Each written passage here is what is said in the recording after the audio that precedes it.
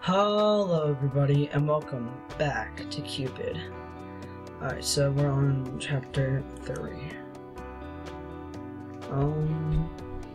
I forgot my glasses, so I'll be right back. Her duties were finished and she was allowed a bit of free time. She thought of accompanying Catherine for today's piano lessons. Kath, do you want some tea? Wait, isn't Catherine dead?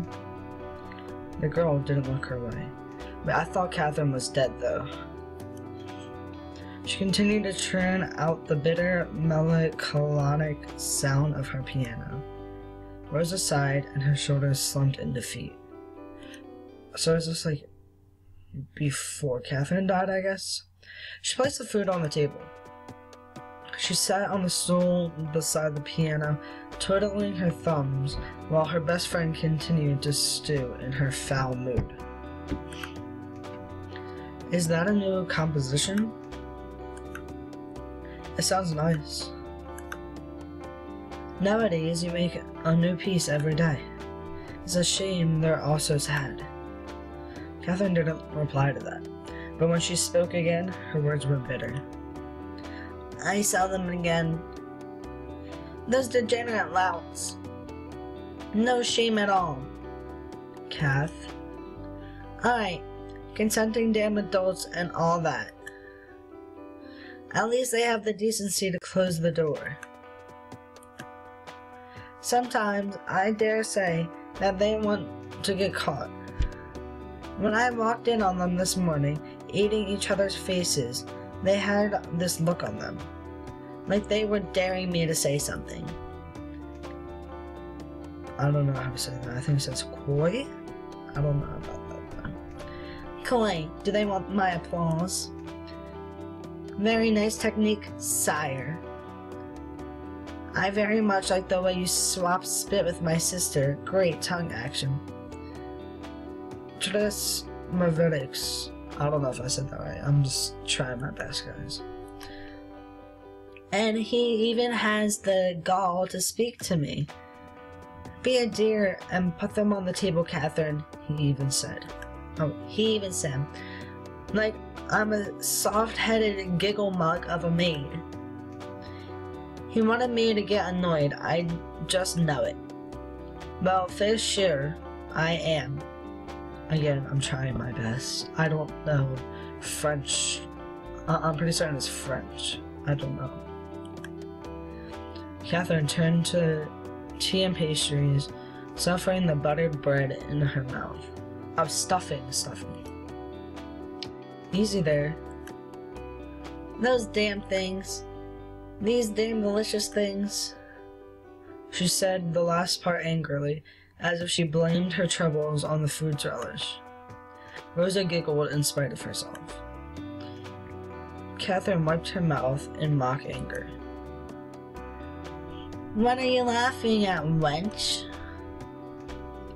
It almost commercial to watch you eat when you're angry, Kath.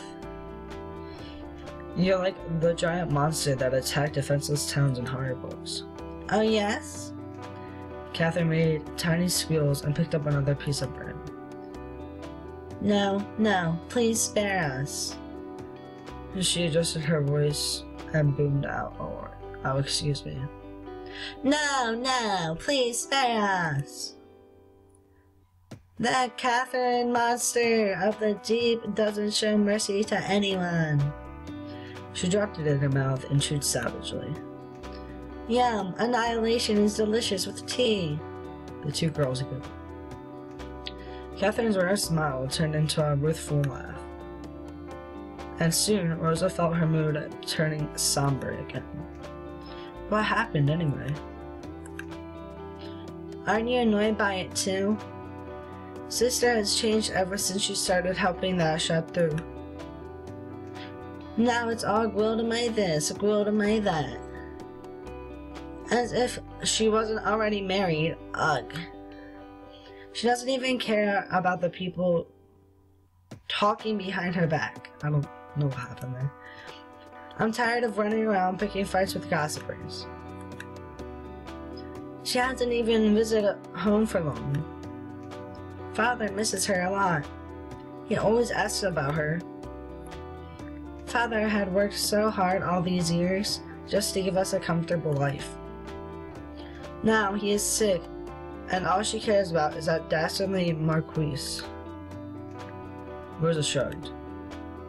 I'm a little bit annoyed, but I guess I've gotten used to it. Their lives are their own, Kath. She didn't care. She didn't dare divulge more than to Catherine, but it was particularly true. I like May. He's a nice friend, but I love my sister.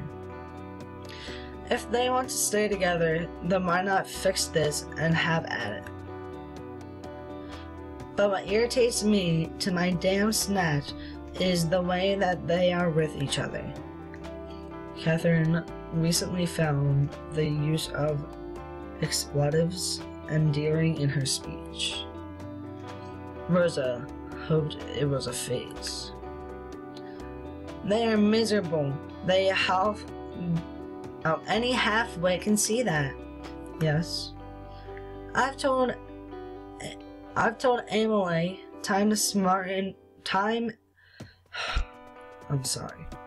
I've told Emily time and again to smarten up. She's hurting a lot of people, including herself. But as if she would listen to her 16-year-old brat of a sister, Even Guldamer is depressed, I can tell. Remember when he used to come and visit us up here to have tea? Or when he used to have picnics in the afternoon? We used to run around chasing rodents in the garden. You ran around? We watched you get dirty, actually.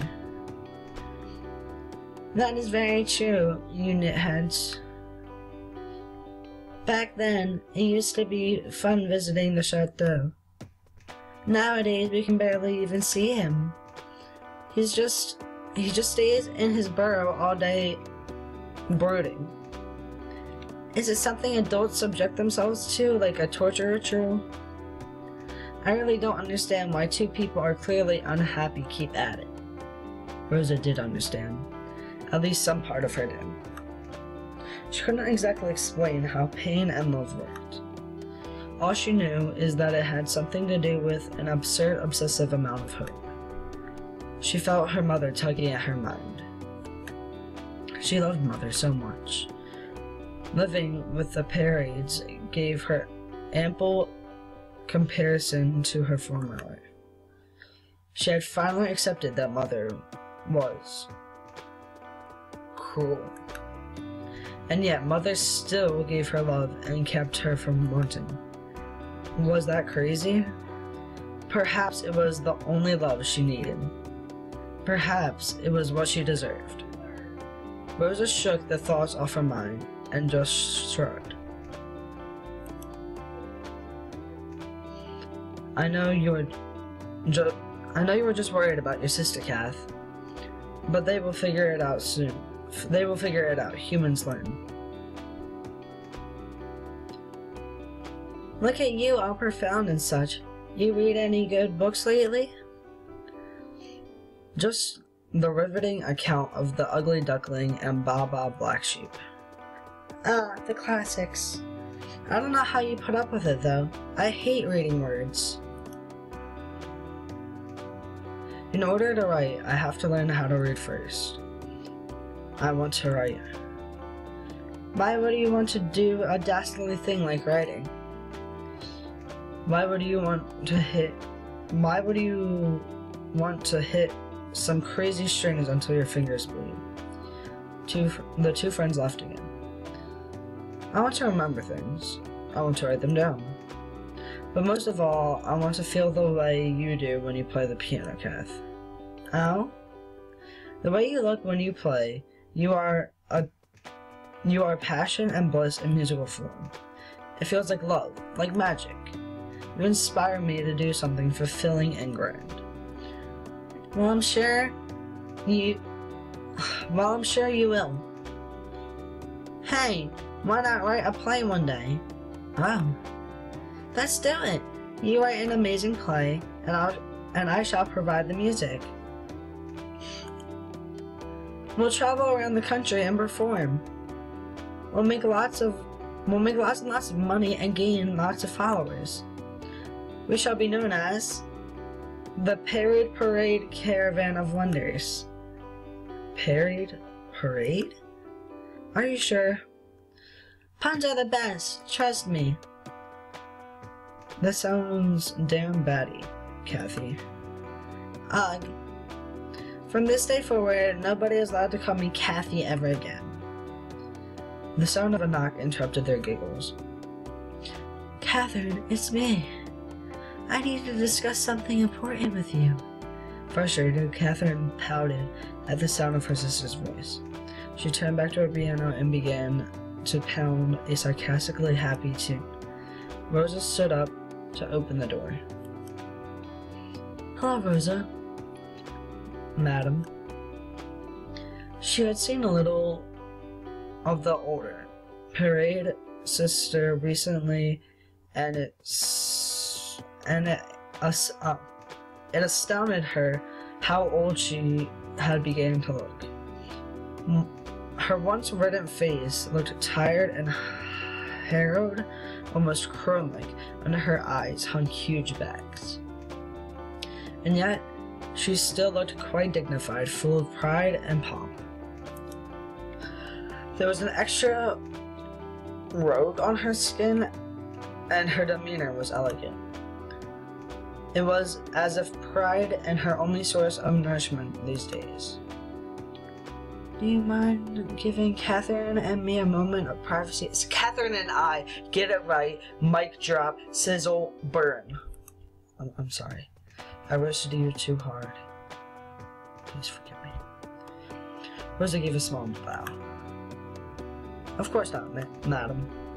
Rosa gathered her nursery books and switched to Catherine's shoulders before stepping out of the room. Rosa entered a quiet room of the library.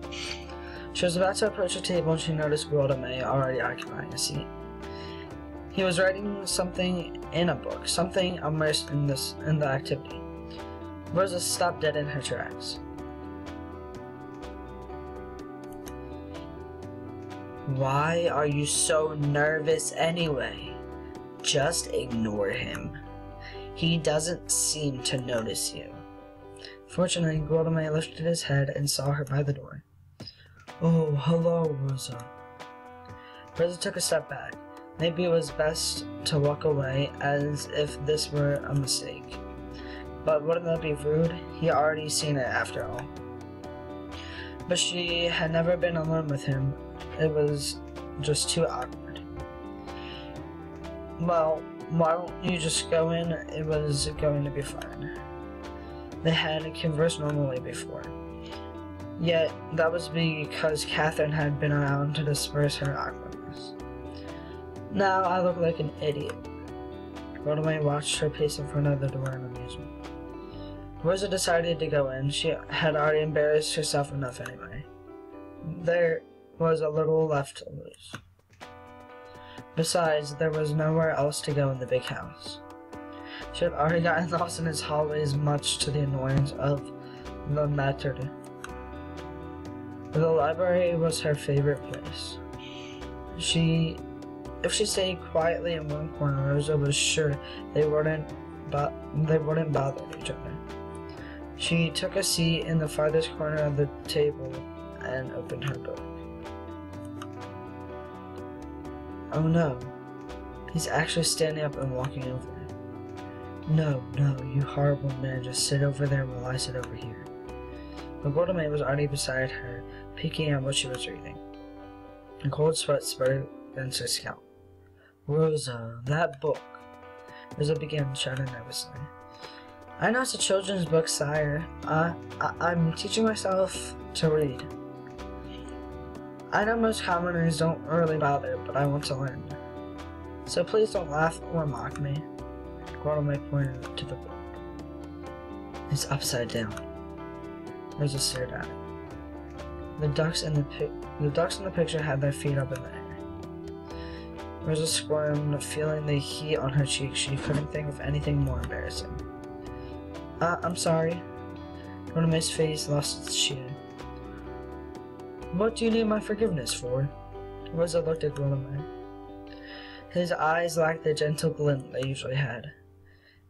It was such a subtle change, something felt rather than observed. She thought he would reprimand her further. His face certainly looked like it. Instead, he sat down beside Rosa, drumming his fingers on his cheek while he watched her wordlessly. Well? Weren't you going to read? What was wrong with him today? He didn't seem like himself. Had he eaten something bad? The aura exuded was not his usual friendly warmth, yet it wasn't particularly wicked. The look on his face just read slightly and internally miffed. I don't know what that means. Rosa turned the book upright and read the words out loud.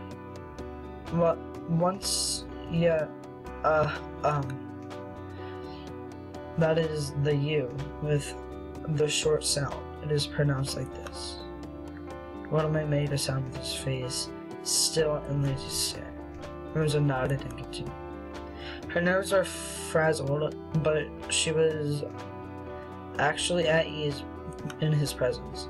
She felt like a child being taught by their parent. The parent was strict but still caring, and the child was jumpy but eager to learn and please. Most of all, he would not hurt her for her mistakes. Rosa was almost sure. There lived the past tense of live. Why do we change it?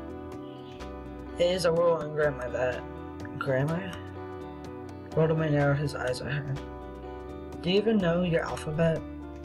Rosa shook her head. You should start there. Guillermo rose from his chair and disappeared amongst the shelves.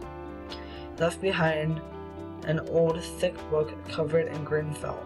This is what he had been writing in earlier. It looked tattered and worn. The pages laid flat on their side, so the book didn't close properly. Rosa reached out to peek at the cover one. You are not to touch that. Rosa's whole body froze at the sound of Guillermo's word.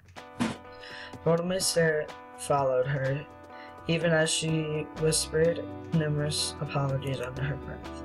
I'm sorry. Guillermo just rolled his eyes. You are always seeking forgiveness for everything. Am I? Sir. His hand struck the table in front of Rosa. In the quiet library, the sound rang uncomfortably in her ear. When she looked up, Guillermo's face was looming severely above hers. He moved closer to her, his eyes fixed on her intensely. Rosa's mouth hung. She struggled to say something, but her wits were like the burning ends of a matchstick. Before she could compose herself, she felt Guillermo's hand lift her chin. Rosa's heart thumped loudly inside her chest. Please, don't, not you too. She felt his breath on her face, and her heart sank into despair. She shut her eyes and prepared for the worst, like she always did when. Then she felt her face being turned from side to side. She opened her eye to see Guillermo studying her face like a textbook. You're a fairly attractive girl. Why do you carry yourself as if it is a slight? He lifted the hair that hid her damaged eye. Rosa clenched her teeth. Is it because you were hurt before? He said it so matter-of-factly that he was stating that the sky was blue. Rosa recoiled from his touch. No. I did that to myself. I wasn't talking about your eye. He placed a book on the table. It was a thin pamphlet filled with letters. There were lines on the book that instructed the user to trace letters with their quill. Rosa wanted to focus on it, but she could feel the Marquis' words stinging her. It was the way you went limp when I touched you. Next time I advise you to fight back. If you don't want to be touched, then you don't have to be. You understand this. But I am weak. Says who? His eyes were humorless. The world does not care for people who think of themselves as victims, Rosa. If you need power, then be powerful. To have it, it is necessary to crush things along the way. Rosa flinched under the weight of his stare. She realized that the polite and courteous Golden was but a facet. It was still him, but it was nothing like but an oil portrait and artwork of his devising. Synthetic, aloof, and irrelevant, it couldn't capture his essence in a few human strokes. Suddenly, Rosa realized he was powerful. "Who are you?" she called herself before saying it aloud. "You are not Golden." And yet, he spoke to her as if what it was like to hurt and fear. If you don't start acting like your own yourself, then people will not hesitate to take everything. He laid out the rest of the books as he had brought out. One was an activity book for children. It had a picture of a child holding an apple with an arrow stuck in it. Another was a book of limericks. The other two were thicker books that intimidated her. She would come to know them as Hamlet and Paradise Lost. But the one that caught her eye was an ominously designed book. It had a beautiful red jacket with delicate gold trimmings lining the corners. The gods and goddesses of Roman mythology. This would be her favorite book, her treasure, and she knew it was love at first sight. "These books are yours. Take them with you.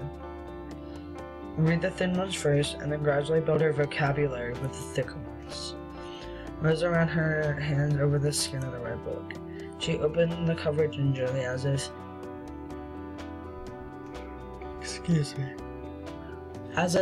carefully unwrapping a present. "Thank you." "No thanks needed. I simply showed you some books from a portion of the library you were unaware of." "You were still so generous, even when you were like this." "Like what?" "That. What?" Somewhat irritable. Golden didn't reply, leaving an awkward silence lingering between them. Then he gave a giant laugh that made Rosa jump out of her skin. "I do look damn irritable, don't I?" "Why? Is it because of Emily?" Golden's eyes drifted away. "No. I've always been...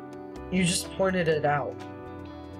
But you are not usually like this, especially with Catherine and the townspeople. I find it easy to adapt to people, especially the ones I like." Golden looked at Rosa as if she had become aware of his presence. "Makes me wonder why I'm so stem with you. I'm sorry." Rosa shook her head. "I somehow prefer this side of you." Golden cocked his head to the side. He brought out the green book that Rosa noticed earlier. "This is called a journal. When you learn to write, start one." "What is it?" "Something that you can use to remember yourself when you've forgotten." "Does it work?" "It used to. Nowadays, not anymore." "Oh?"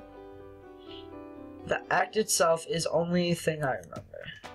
Now, let's start with your vowels." A scream pierced the halls of the chateau. It was Catherine. Golden sprinted to the door with Rosa not far behind. Wait, is this the chapter where Rosa dies? Back in the piano room, Catherine took a shaky step towards her sister. She wasn't moving at all. "I didn't... It was an accident. Emily..." She was overcome with the urge to approach her sister and shake her awake. Make sure she was okay, but it was a nasty fall. Emily?" Catherine saw the way her sister's head snapped back as if it was collided with a sharp corner of a piano. She watched it like a series of photographs in her head. She had to check on her, but her feet refused to move. Instead, she began to retreat into a corner. She even noticed her legs were moving until her forehead touched the wall. And that's where I'm gonna end it here on a cliffhanger. So, links in the description. There's gonna be less because I got rid of some of my social medias. Also, if you enjoyed this video, please give it a like down below and subscribe if you want to see more videos like this. And as always, I hope to see you in the next video. Stay sexy. Peace.